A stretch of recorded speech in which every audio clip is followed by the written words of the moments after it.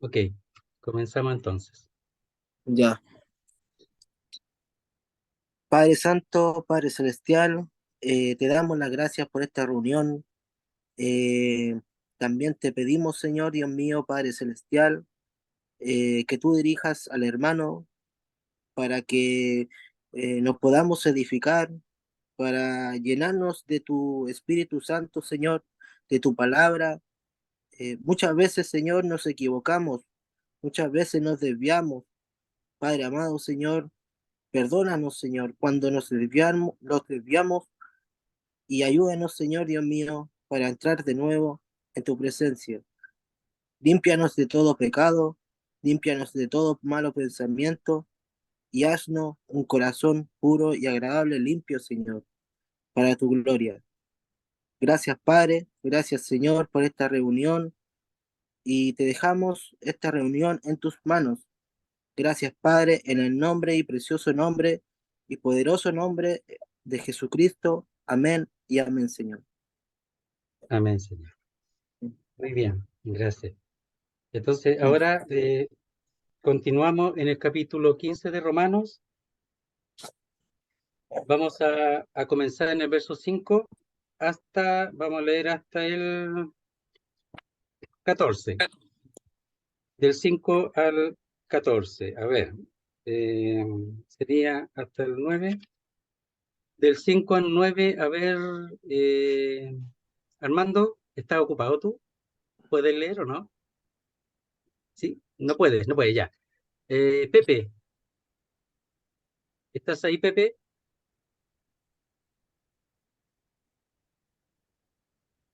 Allá voy, Ya. ¿Podrías tú leer ahí estoy. del 5 al 9? Bueno, Ya, y el hermano Leoncio del 10 al 14. ¿Puede? ¿Está bien? Ya, ¿Sí? muy bien, ya. ok. Pero Gracias. ¿Sí? ¿Comienzo? Sí, del versículo 5, sí. Ya. Pero el Dios de la paciencia y de la consolación os dé entre vosotros un mismo sentir según Cristo Jesús, para que unánimes a una voz glorifiquéis al Dios y Padre de nuestro Señor Jesucristo. Por tanto, recibíos los unos a los otros, como también Cristo nos recibió para gloria de Dios. Pues os digo que Cristo Jesús vino a ser siervo de la circuncisión para mostrar la verdad de Dios, para confirmar las promesas hechas a los padres, y para que los gentiles glorifiquen a Dios por su misericordia, como está escrito. Por tanto, yo te confesaré entre los gentiles y cantaré a tu nombre. Y Desde el otra vez 10, dice, alegraos gentiles con su pueblo. Y otra vez, alabad al Señor todos los gentiles y magnificadle todos los pueblos. Y otra vez dice Isaías, estará la raíz de Isaí y el que se levantará a regir los gentiles. Los gentiles esperarán en él. Y el Dios de esperanza os llene de todo gozo y paz en el creer, para que abundéis en esperanza por el poder del Espíritu Santo. Pero estoy seguro de vosotros, hermanos míos, de que vosotros mismos estáis llenos de bondad, llenos de todo conocimiento, de tal manera que podéis amonestaros los unos a los otros. muy bien, muchas gracias. Gracias, hermano. Entonces, en el verso 5, ¿verdad? Está continuando el tema que podemos decir que en el verso 2 dice, cada uno de nosotros agrade a su prójimo hacia o en lo que es bueno para edificación. Ese es un punto importante que trata aquí en esta parte. Después de haber hablado en el capítulo 14 relacionado con el soportarse, ¿verdad? Con el sobrellevar las flaquezas, ¿verdad? Las cargas los unos con los otros. Los débiles llevar, o sea, los fuertes llevar las cargas de los débiles y los débiles también no juzgar a los fuertes. Ese era el tema que estábamos viendo y ya lo hemos pasado eso. Entonces dice, el verso 5, pero oí el Dios de la paciencia y de la consolación os dé entre vosotros un mismo sentir según Cristo Jesús. Entonces, el apóstol Pablo aquí, el cual es apóstol y tiene autoridad, y lo expresa después al final del capítulo 15, él está diciendo que el mismo Señor puede dar, Él lo da, si no lo tenemos, Él lo da, dice, un mismo pensar según Cristo Jesús. Él puede hacerlo, dar un mismo sentir, un mismo pensar. Y más de alguna vez hemos expresado que la manera de sentir y de pensar de un mismo modo es a través de la palabra de Dios, es decir, establecernos en lo que Dios dice, no en nuestros pensamientos, no en nuestros sentimientos y como hemos dicho más de alguna vez, no en nuestras opiniones, sino en lo que Dios enseña, en su palabra. Entonces, el Dios de la paciencia, es decir, podemos decir el Dios que da paciencia, porque Él es el Dios de la paciencia y de la consolación. Entonces, la paciencia esta es para soportar, ¿qué cosa? Los unos a los otros. Y cuando habla de la consolación, si Él, porque consolar es la misma palabra aquí que se usa para el Espíritu Santo, el Paráclitos, el Consolador, es que viene al lado de uno. Entonces Dios es el que viene al lado de uno. Entonces cada uno de nosotros ha de también aprender e ir al lado del otro, ¿verdad? Y ser unánimes. No importa las diferencias secundarias, sino unánimes en lo que entendemos y en lo fundamental de la palabra de Dios. Entonces dice, y el Dios de la paciencia y de la consolación os dé entre vosotros. Y ahí la palabra entre vosotros es unos a otros. Es un término que se llama recíproco, unos a otros. No, no yo te doy y tú me tienes que dar. No es una obligación, pero sí los de este lado y los de este otro lado, unos a otros, los dos se dan ellos mismos al otro, unos a otros. Es recíproco y no es obligatorio y no es porque Él me dijo que yo tengo que darme a Él, porque el Señor lo hizo voluntariamente. Entonces aquí os dé entre vosotros mutuamente unos a otros, dice un mismo pensar, según Cristo Jesús. Tenemos que pensar, queridos hermanos, poniéndonos en esta circunstancia que cuando estemos en el cielo, nosotros no vamos a tener distinciones ni diferencias entre nosotros, ninguna. No importa las diferencias que hayan ahora, estamos hablando de las secundarias, de las opiniones, de los pensamientos, no importa eso. Si se puede llegar a los que se congregan, porque aquí estamos hablando que se congregan en el mismo lugar, no es lo mismo que nosotros entendamos una cosa y una congregación allá entienda distinto. Eso hay que dejarlo ahí tranquilo, nada más, delante de Dios. Pero estando aquí los romanos en la misma congregación, lo ideal es que ellos sean como uno, que no haya disputa, no haya esos desencuentros, ¿ya? Entonces dice, en el cielo nosotros vamos a pensar lo mismo, vamos a sentir lo mismo. Entonces, desde ahora tenemos que comenzar a hacerlo. Y para eso el estudio de la Biblia, para poder tener, no lo que uno piensa, sino procurar tener una misma mente y entender la Escritura, y el Señor dará entendimiento a cada uno. Por eso Pablo le dice a Timoteo, le enseña y después le dice, y el Señor te dé entendimiento en todo. El Señor da entendimiento. Si alguien se equivoca, el Señor va a aclararlo. Entonces, verso 6. ¿Cuál es el propósito? Para que unánimes a una voz glorifiquéis al Dios y Padre de nuestro Señor Jesucristo. El tener esos pensamientos distintos, esas opiniones distintas y ponerlas en un lugar que no corresponde como fundamentales cuando no lo son, y lo que tiene que ser cada uno dice, debemos soportarnos. Después dice, cada uno agrade a su prójimo. Eso hay que hacerlo. ¿Por qué? es el punto al que quiere llegar el apóstol Pablo? Para que unánimes, es decir, concordes, ¿ya? Esa palabra unánime significa una misma mente, unánimemente, o concordes, ¿ya? A una voz. Y ahí la palabra voz, en este caso, es la palabra boca, ya que a propósito de griego, en griego se lee estoma, ya que es como estómago, pero en el fondo la boca va conectada, entonces es la palabra boca, a una voz, es decir, a una boca. ¿Y qué significa eso? Por supuesto está hablando de la boca, pero que habla, que expresa algo. Entonces la idea a una voz o a una boca es que tengamos identidad de expresión, para que dejando esas cosas a Dios, para que siendo unánimes, teniendo una misma mente, un mismo pensar, un mismo sentir, de esa manera dice, glorifiquéis al Dios y Padre, que es lo esencial, que es lo principal, no que yo gane en lo que pienso, no que yo gane y triunfe y dice, ve, yo gané, tengo más personalidad que el otro, pero el otro se pierde. Y además, no hay unanimidad en este sentido. Se puede ganar, pero ¿qué es lo que se pierde? Lo más importante, que es que es la unanimidad por medio de la cual unos y otros lleguen con la misma voz, con esa boca y en identidad de expresión, glorificar al Dios y Padre de nuestro Señor Jesucristo.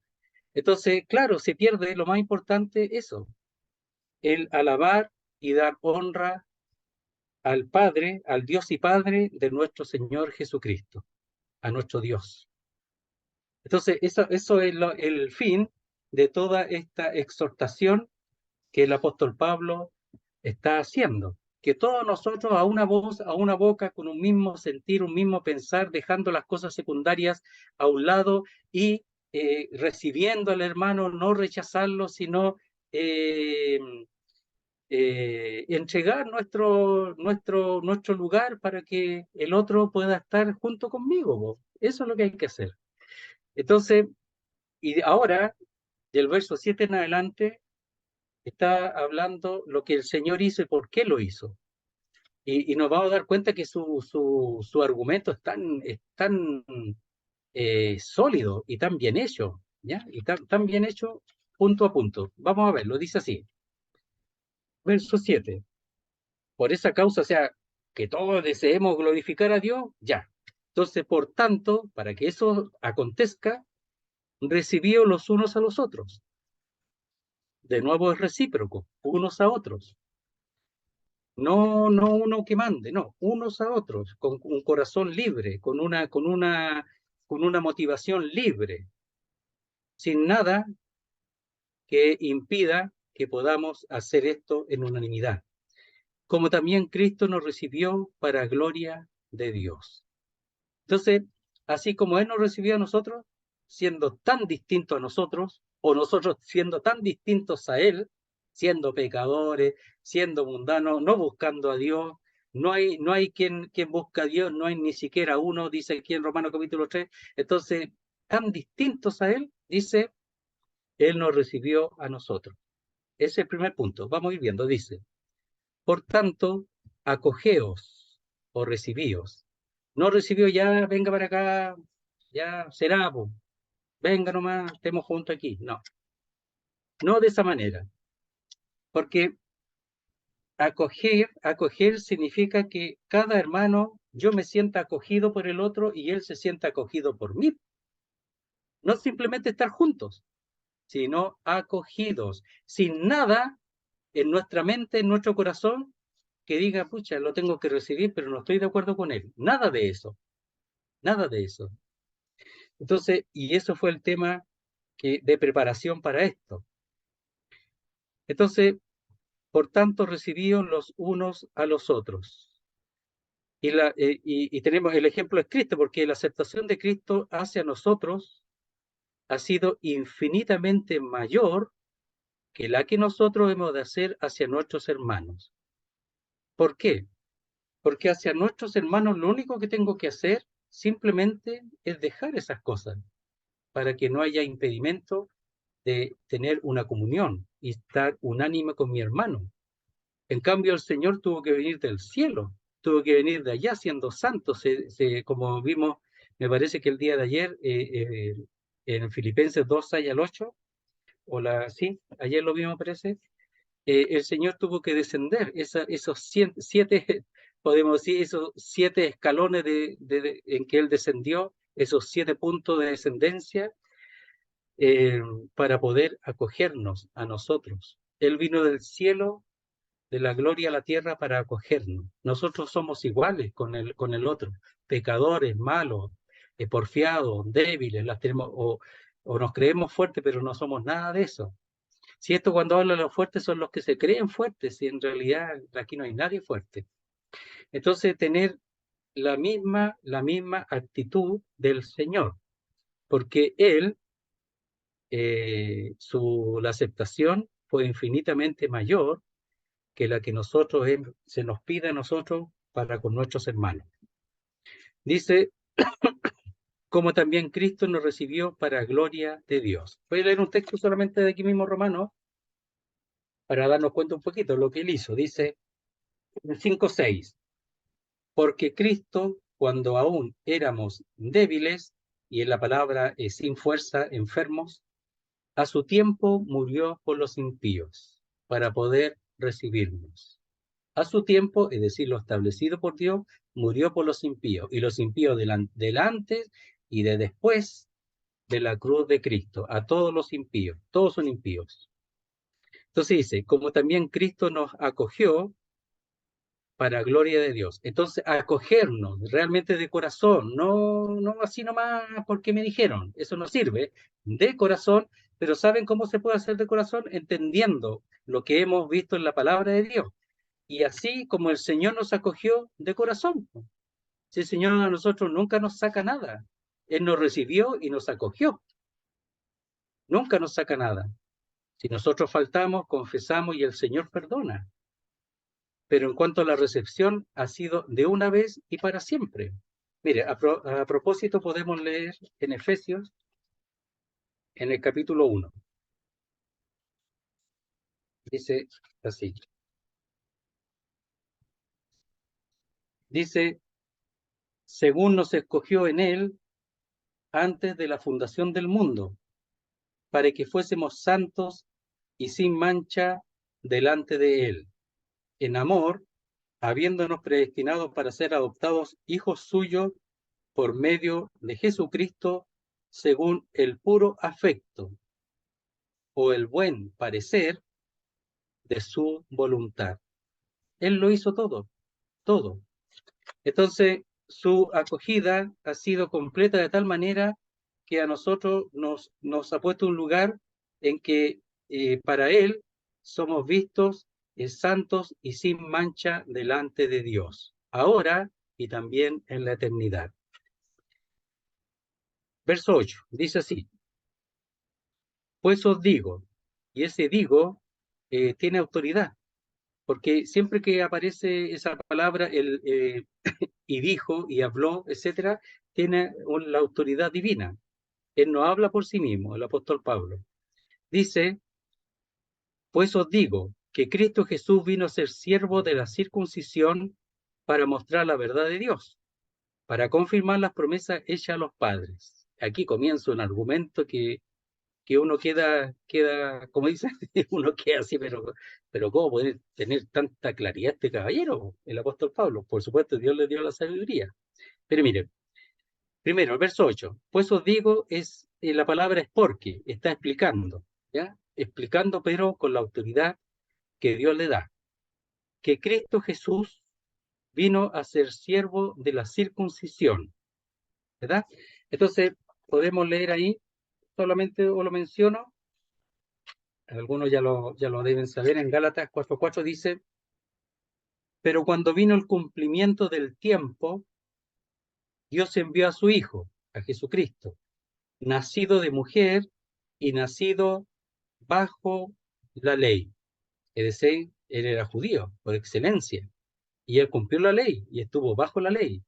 Y entre eso es la circuncisión, porque la circuncisión era, era la señal, ¿verdad? La señal, en este caso, dada a Abraham, la señal de la fe de Abraham. Pero él, siendo judío, nació como judío y bajo la ley y fue circuncidado.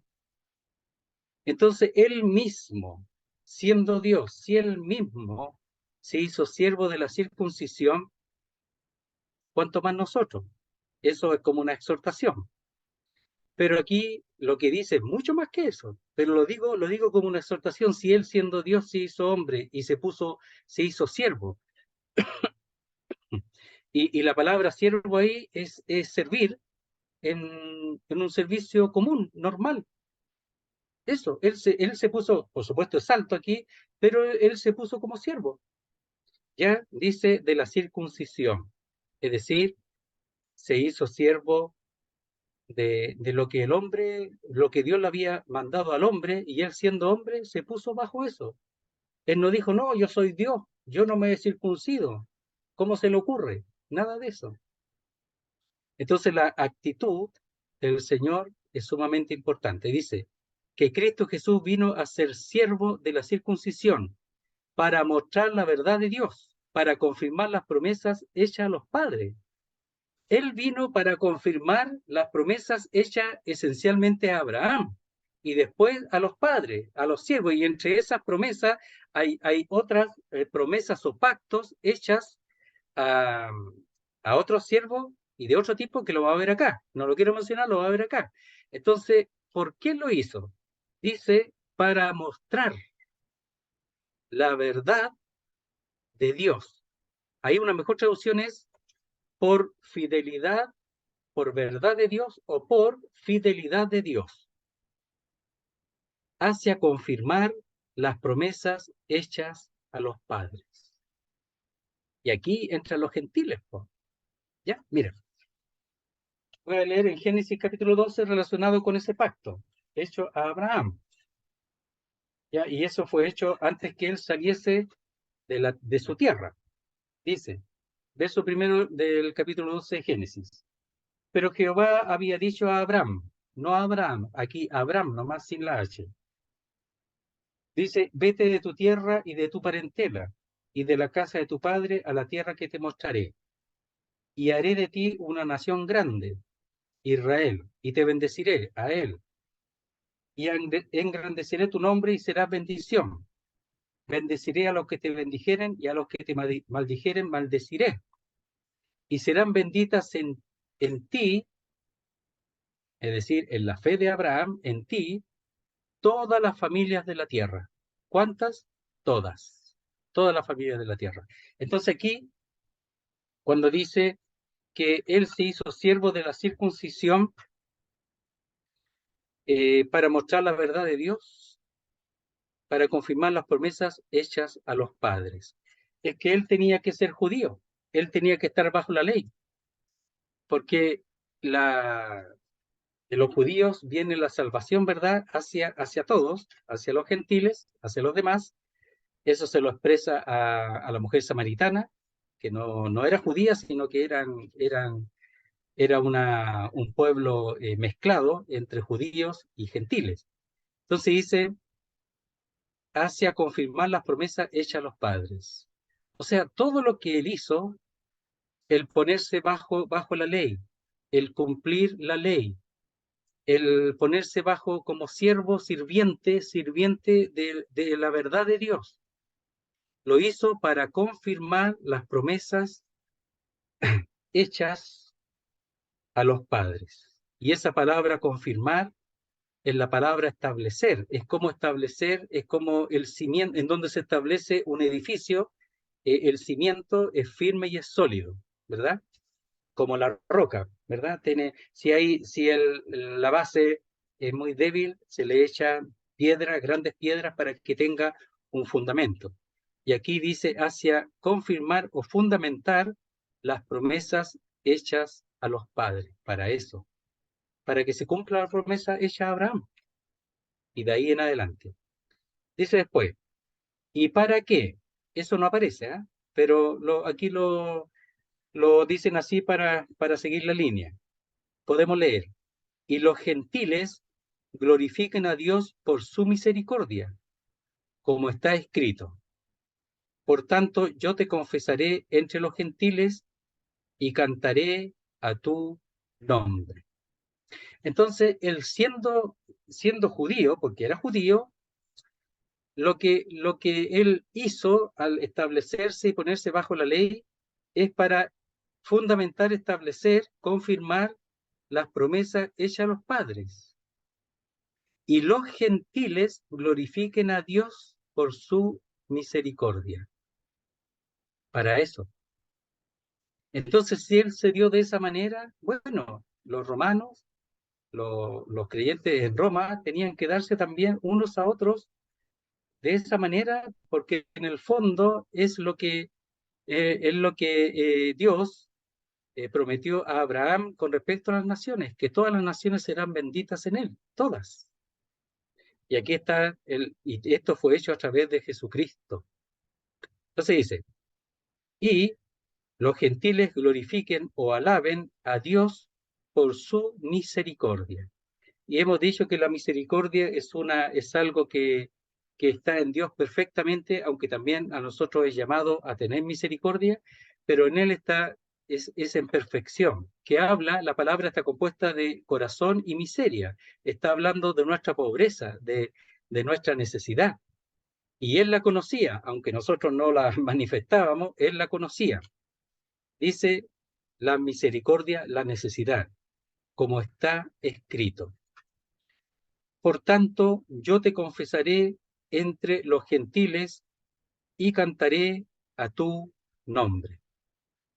Eso está en los Salmos, está expresado por David, pero es profético, porque muchos de los salmos, muchísimos, son proféticos. Los salmos están dentro de la experiencia de David, está hablando del hijo de David, que es en este caso el Señor.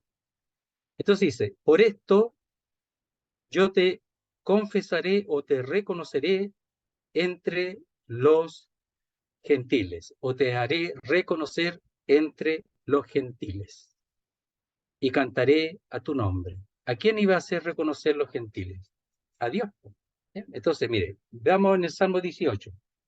Ahí está esta referencia. La voy a leer. Salmo 18, en el verso 49, dice así. Por tanto, yo te confesaré entre las naciones, oh Jehová. ¿Y quién iba a hacer eso? El Señor. Por eso es profético.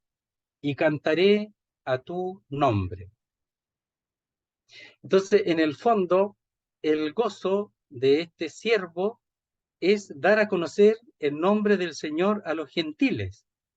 Y eso, el tener esa comunión, esa participación, hace que él cante a Dios, porque la promesa fue hecha por Dios a Abraham.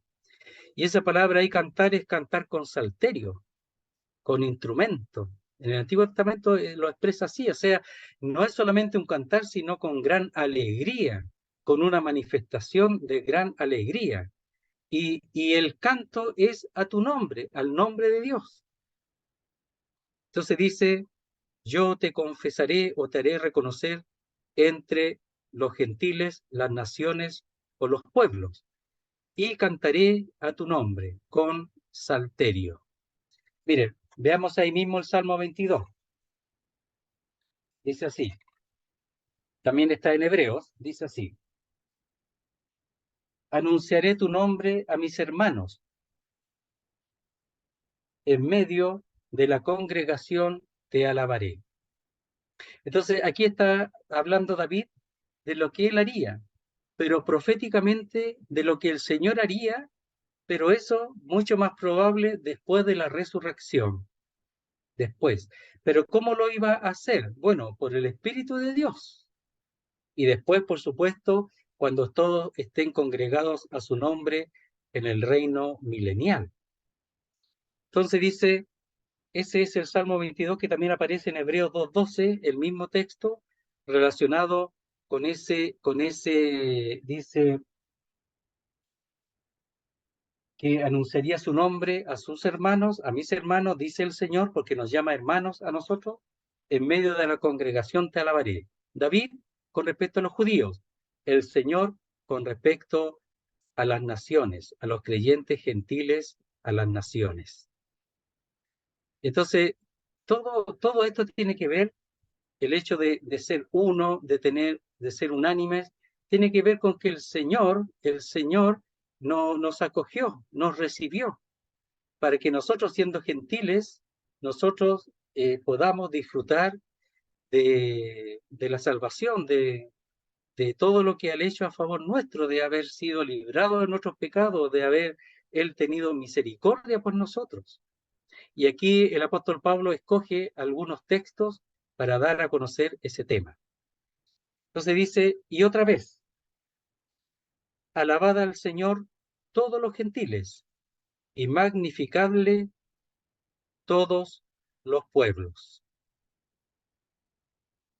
Entonces, escoge temas, pero un asunto importante aquí es que él escoge los temas de las tres divisiones que se reconocen de las Escrituras, que son, en este caso, los salmos, los escritos y la ley, los escritos, salmos y los profetas, los tres. Lo primero fue el salmo. Aquí en la ley, este está en Deuteronomio 32:43. Y dice, lo voy a leer para Deuteronomio 32:43. Dice así. Dice, alabad naciones a su pueblo, las naciones, porque él, dice, vengará la sangre de sus siervos. ¿Ya? Y aquí dice, alegraos gentiles con su pueblo. Y aquí dice, alabad naciones a su pueblo. ¿Por qué? La razón, porque él vengará la sangre de sus siervos. Esa es la razón. Pero aquí toma solamente el hecho de alabar o alegraos naciones con su pueblo. ¿Ya? Entonces, aquí está cuando dice con su pueblo, es en compañía de su pueblo. Y cuando dice con su pueblo, dice en el texto, los pueblos son convocados para celebrar la victoria de Dios sobre sus enemigos. Eso es lo que estábamos leyendo cuando dice, porque Él vengará la sangre de sus siervos, es decir, por causa de caer en manos de los enemigos. Entonces dice, y otra vez dice, alegraos gentiles con su pueblo. Tenemos que alegrarnos porque el Señor hizo esa obra. El verso 11, y otra vez, viene todos los textos que hay, dice, alabad al Señor todos los gentiles, y magnificadle, dice, todos los pueblos. Y aquí también hay un salmo que me parece que el más cortito de todos los salmos que hay, el Salmo 117. Es conocido ese salmo, y dice así, es de alabanza por la misericordia de Dios o de Jehová. Dice, alabad a Jehová, naciones todas, pueblos todos, alabadle. ¿Han notado algo? Que estando en la ley, en los salmos, en la ley y luego en los profetas, las naciones tienen un lugar importante. Porque fíjese que el siervo de Jehová ha sido dado por Dios, entregado por Dios, para ser siervo no solamente a los judíos, no solamente ser dado para los judíos, sino también para los gentiles. Porque él dice que es poco que yo te dé para el pueblo de Israel, sino que te daré para salvación a los gentiles. Era muy poco solamente lo de Israel, sino también a los gentiles, porque Israel en un sentido no cumplió con su servicio de ser luz para los gentiles, pero él sí, él es luz a los gentiles. Entonces, si nosotros leemos en el Antiguo Testamento y en los Salmos, en los profetas y en la ley, nos vamos a dar cuenta que las naciones están dentro del corazón de Dios. ¿Por qué? Porque están dentro de la promesa hecha a Abraham en el principio. Dice, alabad al Señor todos los gentiles, y magnificarle o ensalzar o alabar a Él todos los pueblos. Porque el Señor se entregó, porque el Señor ha tenido misericordia de todos nosotros. Verso 12 dice, y otra vez dice Isaías, estará la raíz de Isaí, y el que se levantará a regir los gentiles esperarán en él. Qué tremendo texto, ¿eh? Entonces, ese está, podemos ver, eso está en Isaías 11, 1 y 10. Ya lo voy a leer. Dice así. Isaías es una complementación de los dos textos. Dice, saldrá una vara del tronco de Isaí, y un vástago retoñará de sus raíces. Y el verso 10 dice, acontecerá en aquel tiempo que la raíz de Isaí, la cual estará puesta por pendón a los pueblos, será buscada por las gentes, y su habitación será gloriosa. Es decir, aquí la raíz o el vástago de Isaí no es solamente importante para el pueblo de Israel, sino para todas las naciones. Y aquí vamos a ver algunos detalles. Dice así. Y otra vez dice Isaías, estará la raíz de Isaí. Aquí está el retoño o la raíz de Isaí. ¿Por qué de Isaí? Porque Isaí es el padre de David, el rey de Israel, que Dios colocó en Israel. Y de ahí, de esa generación, viene el Cristo, porque él es el hijo de David. Hijo de David, ten misericordia de mí, dice, ¿ya? Entonces dice, él es el padre de David, Isaí, y también tiene que ver con el pacto hecho al rey. Vamos a ver el pacto primero, después vamos a ver otro detalle. El pacto está, ¿en dónde está? Según de Samuel, capítulo 7. Este es el pacto davídico, hecho con David, de donde viene por generación el Hijo de Dios, que lo vamos a ver después. Dice así, dice, cuando tus días, el verso 12 del capítulo 7, según de Samuel, cuando tus días sean cumplidos y duermas con tus padres, yo levantaré después de ti a uno de tu linaje, le dice a David, el cual procederá de tus entrañas y afirmaré su reino. ¿Quién es ese? Bueno, es Salomón, pero está mirando mucho más al futuro. Él edificará casa a mi nombre, Salomón, y yo afirmaré para siempre el trono de su reino, de Salomón. Para siempre, este reino nunca será destruido, jamás, nunca. Hubo ahí está el problema del cautiverio, etcétera, pero el reino así está firme. Dice, yo le seré a él padre, y él me será a mí hijo. Habla de Salomón, pero mirando hacia el futuro, y si él hiciere mal, yo le castigaré con vara de hombres y con azotes, dice, de hijos de hombres. Pero mi misericordia no se apartará de él, como la aparté de Saúl, al cual quité de delante de ti. Entonces el trono aquí y la promesa no es hecha, o el pacto no es hecha con Saúl, sino con David. Y será afirmada tu casa y tu reino, la casa de David, es decir, la familia de David. ¿Y cuál es el ejemplo de ese? Jesucristo, que es de la casa de David, de la familia de David. Dice, y tu reino, el reino en el cual se sentará el Señor, el trono, para siempre delante de tu rostro. Y tu trono, el reino, ¿verdad? Y el trono, será estable eternamente. Entonces, el Señor cuando viene, no viene a ver si hay un lugar para él, para el reino, para el trono, sino que está en el pacto hecho a David, que entra dentro del pacto general hecho con Abraham, y esto relacionado con su casa, con el reino y con el trono.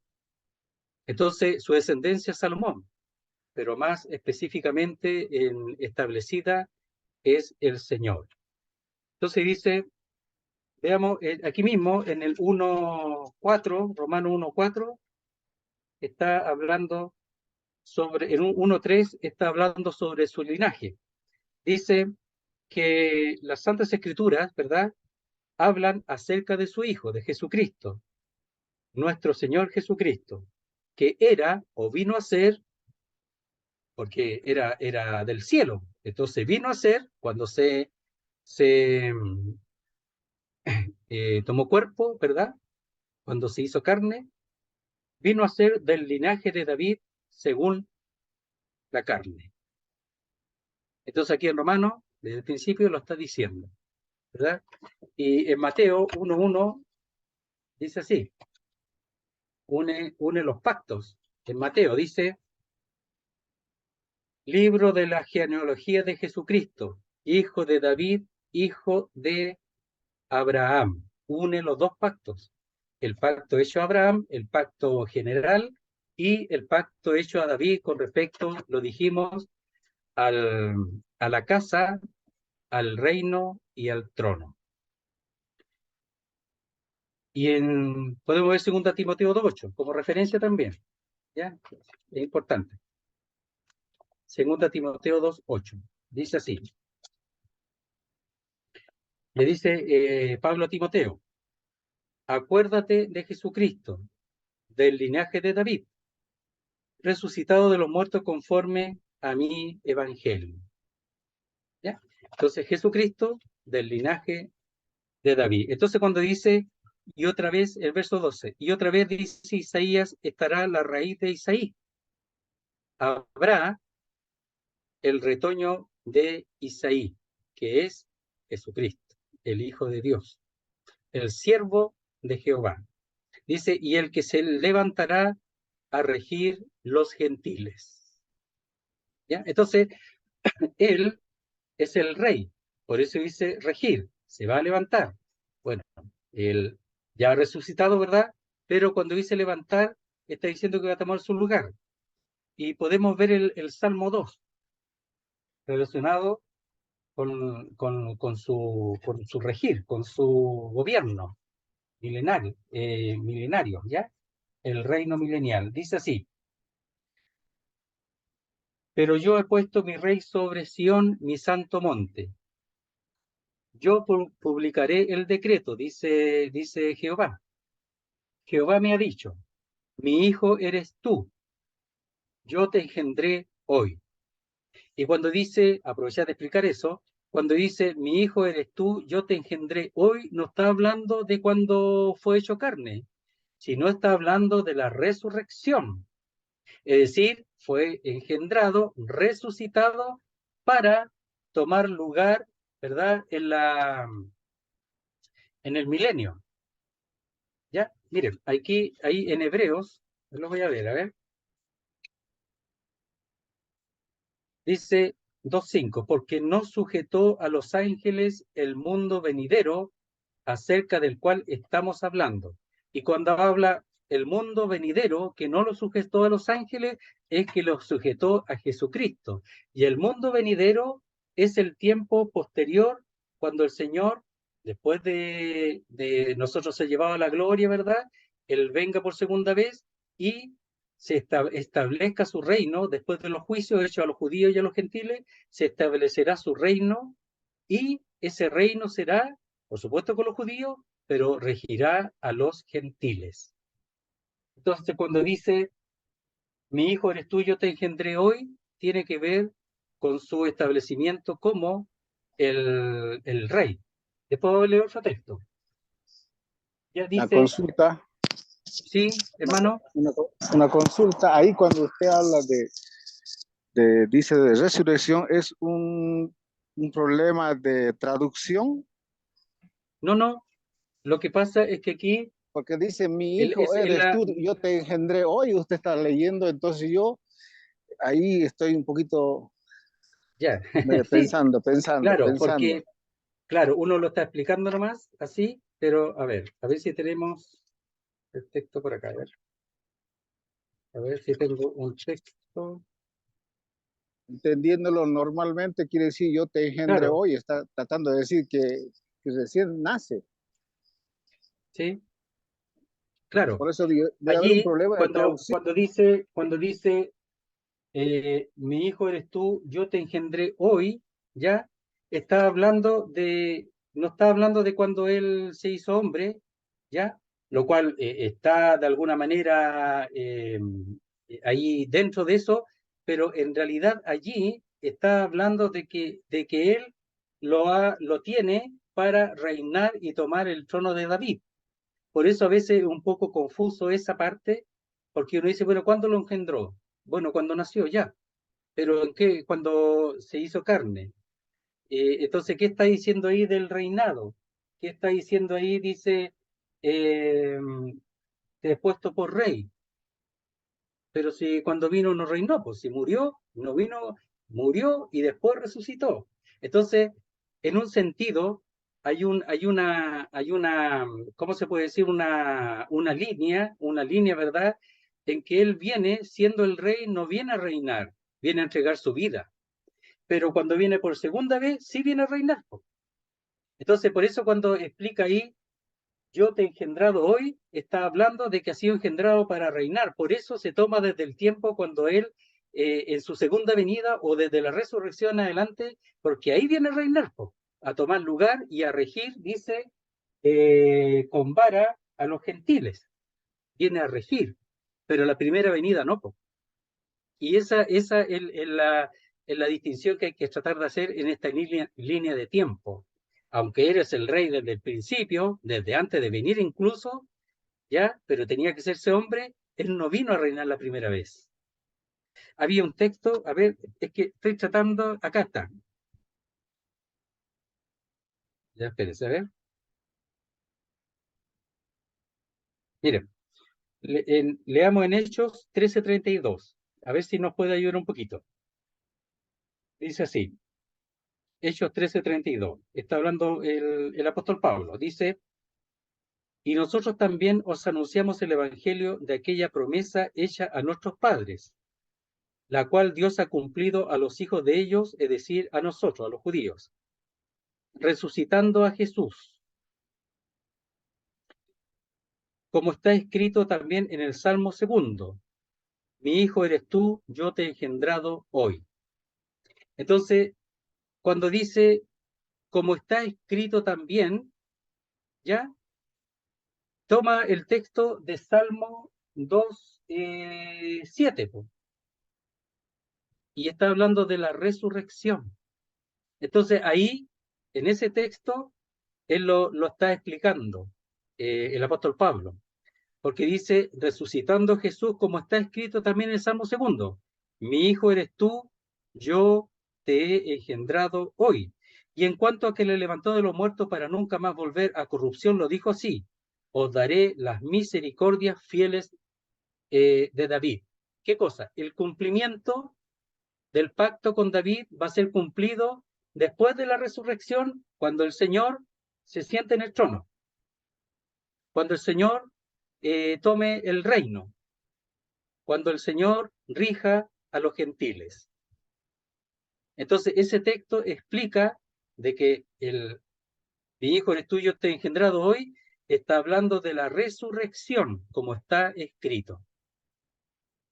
Entonces, claro, él siempre es el rey, pero en esa línea de tiempo, su primera venida, siendo el rey, no ha venido a reinar aún, como lo hará en su segunda venida, después de la resurrección.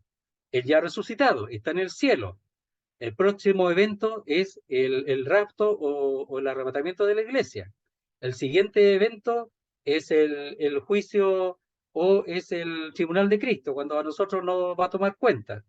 Después viene, aquí en la tierra va a ser las tribulaciones, los 7 años, cuando sean las tribulaciones, en el cielo, en la gloria, va a ser las bodas del Cordero.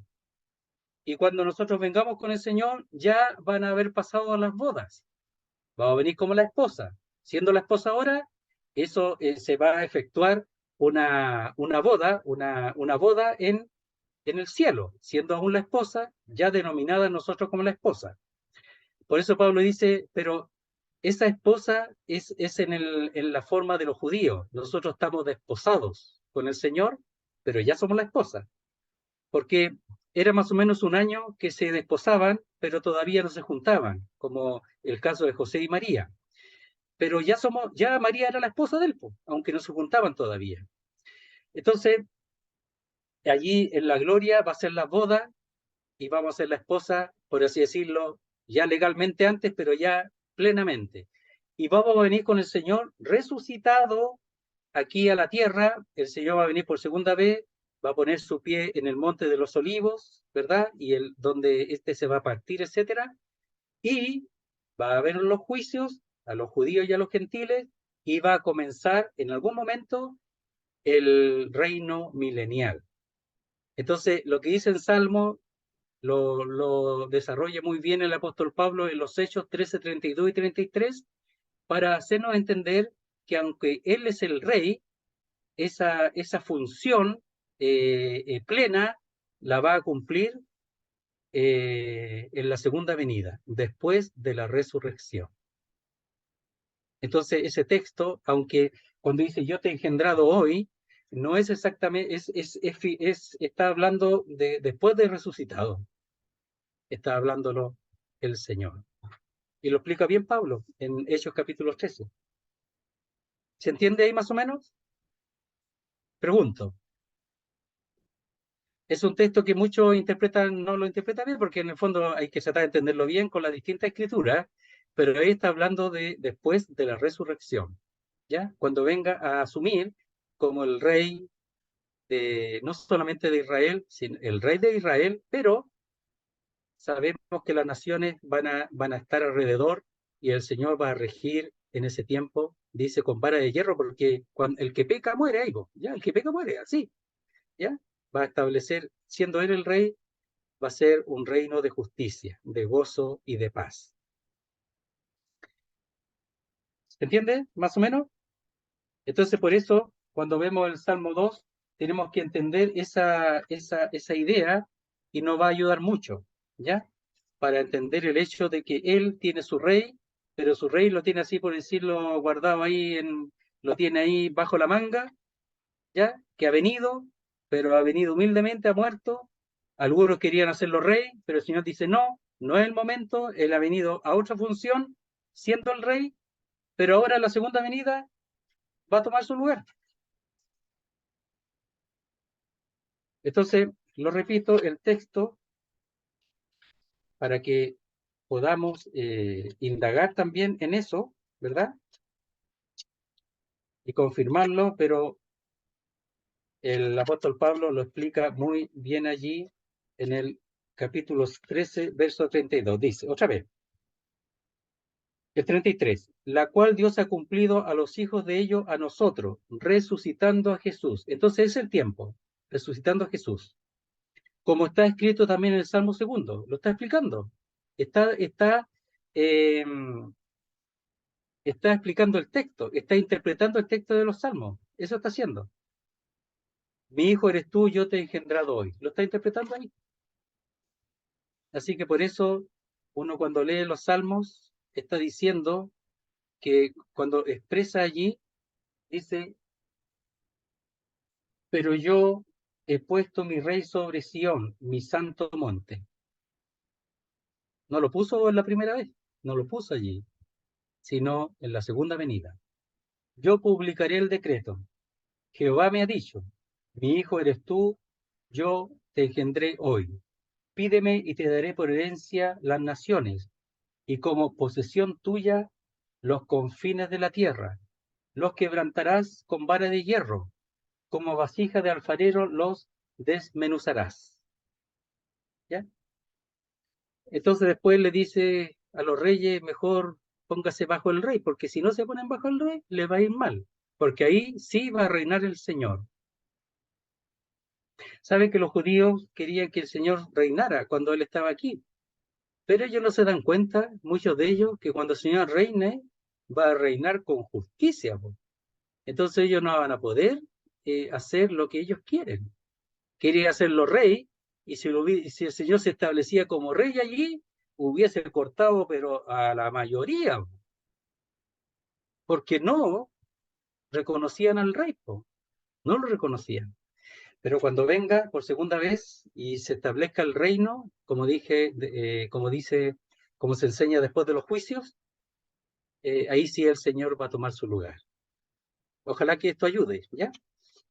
Me alegro que haya salido eso, porque en el fondo eso, las dudas, por eso digan nomás las dudas que tengan y uno va a procurar explicarla. Y si no puedo explicarla, las dejamos para después. Pero eso es lo que me parece que la interpretación ahí, la del apóstol Pablo, ayuda muchísimo. Entonces dice, y el que se levantará a regir los gentiles, lo vimos ahí en el Salmo 2, en el milenio. Los gentiles esperarán en él. Entonces, la resurrección del Señor, al final, se convierte en esperanza de todos los gentiles. Se convierte en esperanza para él. Entonces los gentiles esperan en él, porque él ha resucitado y va a venir y va a reinar.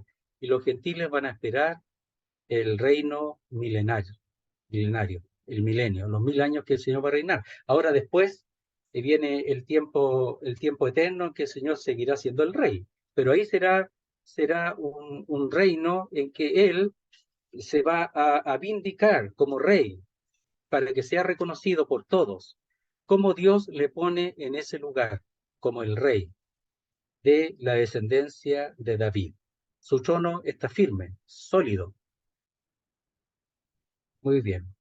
Si hay duda, cualquier cosa pueden preguntar. Si ven otros textos por ahí relacionados, yo les he dicho. Si hay duda, incluso de este tema, y hay textos aparecen, envíenlo nomás al WhatsApp en su momento, o pregunten ahora, o callen para siempre. No, hablen ahora, callen para siempre. No, nada que ver eso. Ya.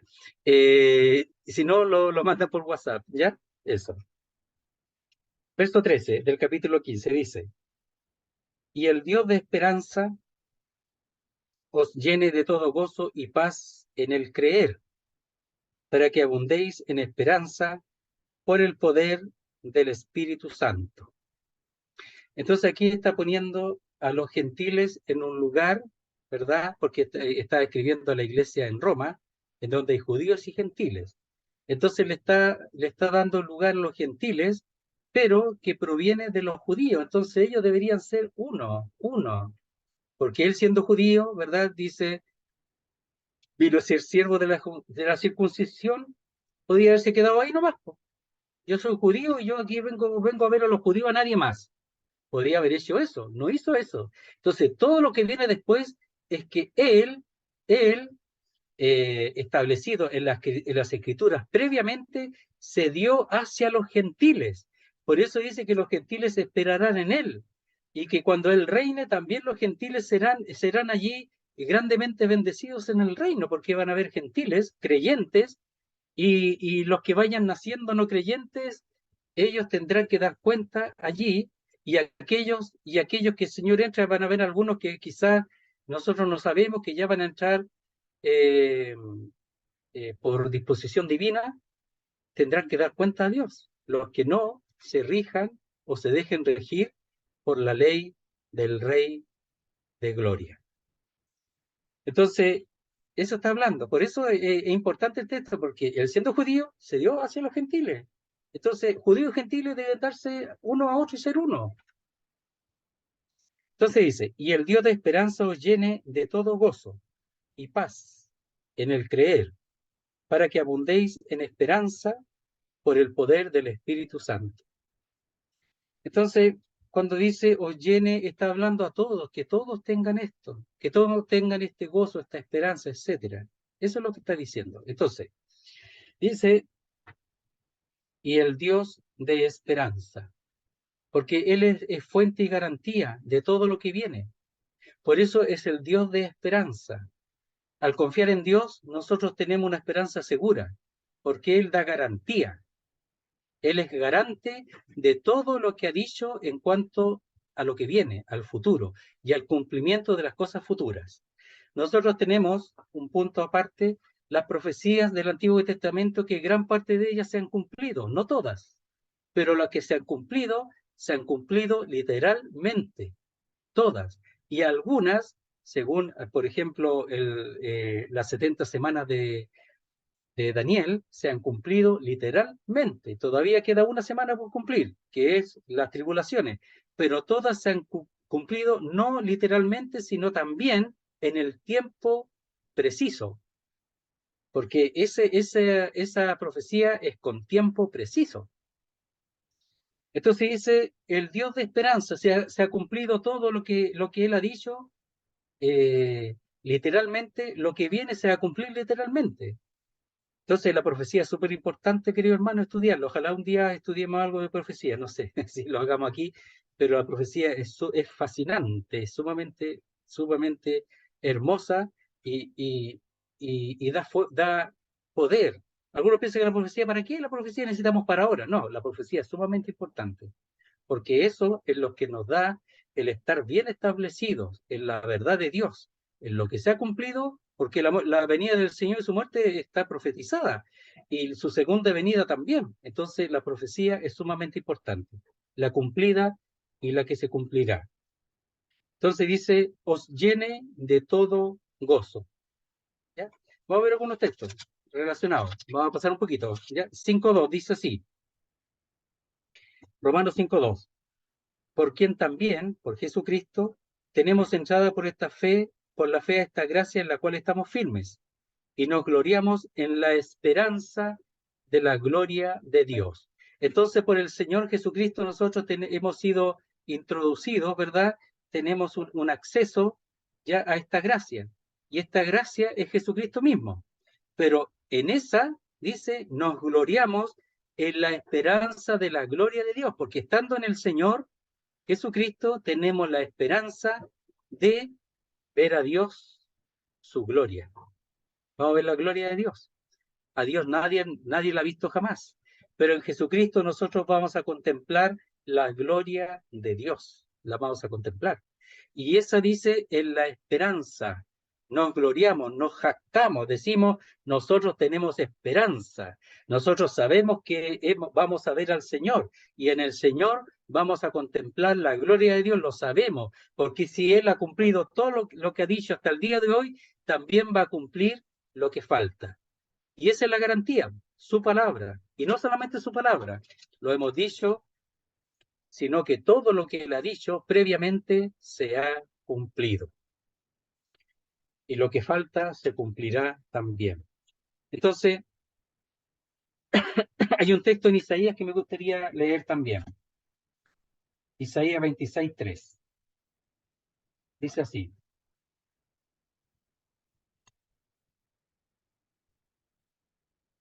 Dice,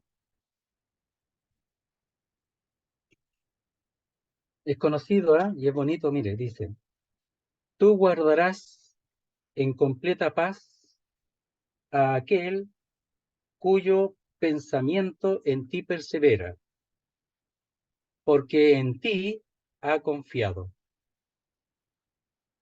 Entonces, tener ese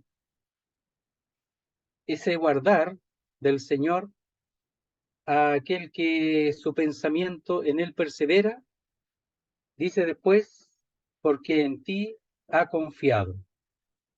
Confía en Jehová perpetuamente, porque en Jehová el Señor está la fortaleza de los siglos.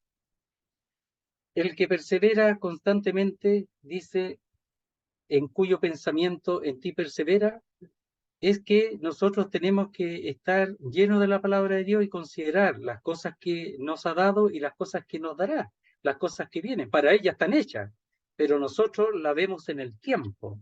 Entonces, todas las cosas que Él nos ha prometido, todas esas cosas van a ser cumplidas. Dice, en el creer, ¿qué cosa? Lo que Dios ha prometido. Por eso dice el Dios de esperanza. Para que abundéis en esperanza. ¿Ya? Y ese abundar es desbordéis en esperanza.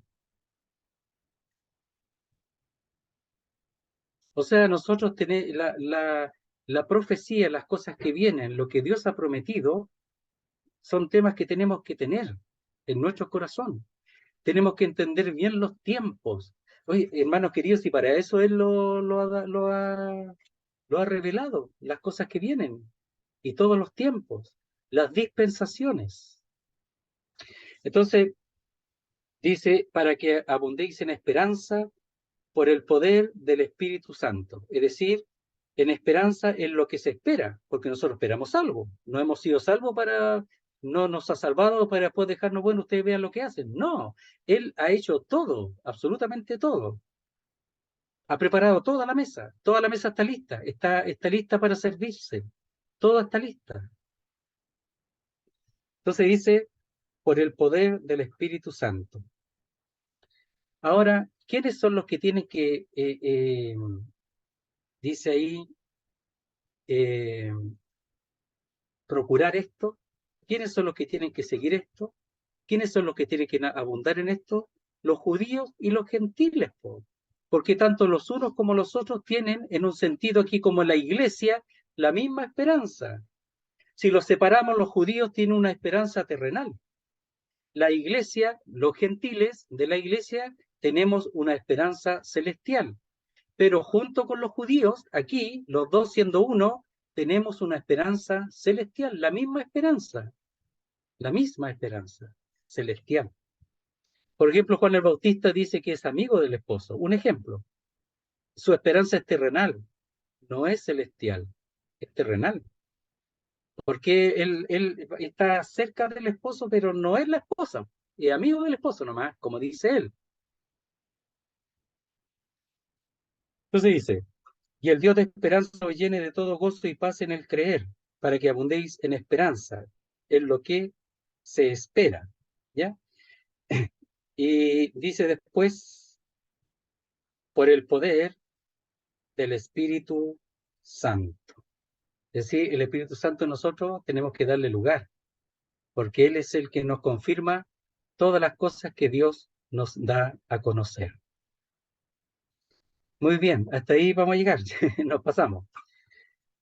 Ojalá que el Señor nos ayude a ir entendiendo esto. Entonces, en esta parte, Dios, su palabra nos enseña que el Señor se hizo siervo, ¿ya? Se puso como uno de la servidumbre, ¿ya? Para la circuncisión, entonces, y en servicio de los gentiles.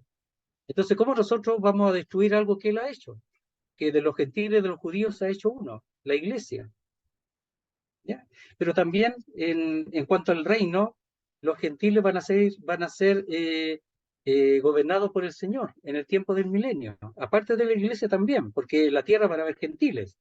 Nosotros vamos a venir del cielo, pero en la tierra van a haber gentiles y judíos, a los cuales el Señor también gobernará en ese tiempo.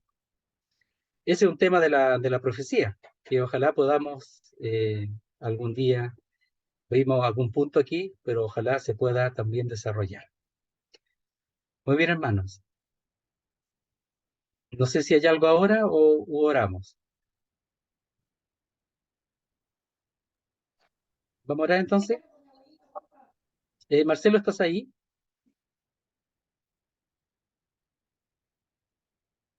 Marcelo, ¿estás ahí? Ya. ¿Puedes orar tú? Hermano, ¿puedo orar? ¿Ah? ¿Quieres orar tú, Carlito? Ya. Le damos el Sí, paso ¿puedo? a Marcelo, a Carlito, Sí, ya. quiere Ya, Carlito. Carlito. Adelante. Para dar por terminada Muchas gracias. ya, la- el estudio. Adelante, Carlito. Bendito Padre y Dios, te damos muchas gracias por la palabra enseñada. Damos gracias porque tú pones en nuestro corazón tanto el querer como el hacer por tu buena voluntad. A esta hora te queremos rogar por los enfermos, especialmente por la abuelita de Giselle, que se encuentra enferma. Te pedimos para que en tu voluntad sea sana. Asimismo, te queremos pedir por conversión, por aquellas personas que aún no creen en ti. Te rogamos, Señor, para que tú obres en ellos para salvación. También te queremos pedir por el hermano José, para que tú lo sigas bendiciendo, lo sigas utilizando como instrumento útil en tus manos, Señor. Asimismo, por los que escuchamos la enseñanza, te pedimos para que tú pongas en nuestro corazón el servirte, el aplicar tu palabra, el ponerle atención, el dedicarnos a ella, a estudiarla, a leerla, a vivirla, Señor. Te queremos rogar, Señor, para que tú nos bendigas, para que en tu voluntad puedan continuar estas clases el día viernes, para que tú nos permitas estar allí, Señor. Te damos muchas gracias por todo, especialmente por la salvación, en el nombre del Señor Jesús. Amén. Amén, Señor. Parece que Muy se bien. cortó.